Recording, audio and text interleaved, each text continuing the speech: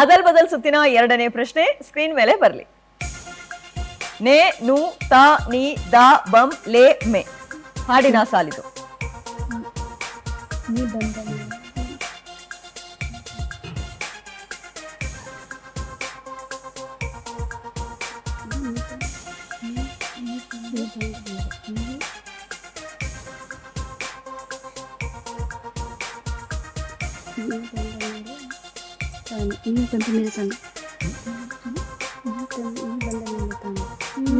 ನೀ ಬಂದ ಮೇಲೆ ತಾನೆ.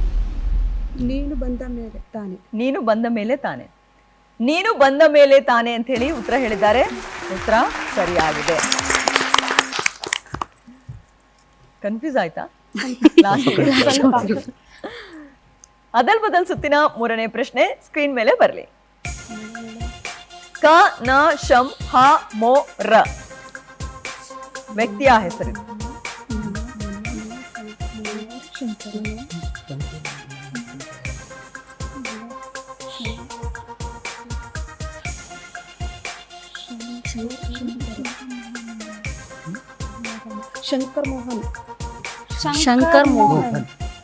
ಶಂಕರ್ ಮೋಹನ್ ಅಂತೇಳಿ ಉತ್ತರ ಹೇಳಿದ್ದಾರೆ. ಉತ್ತರ ಸರಿನಾ? ನೋಡೋಣ. ಮೋಹನ್ ಶಂಕರ್. ಉತ್ತರನೂ ಅದಲ್ ಬದಲಾಯ್ತು.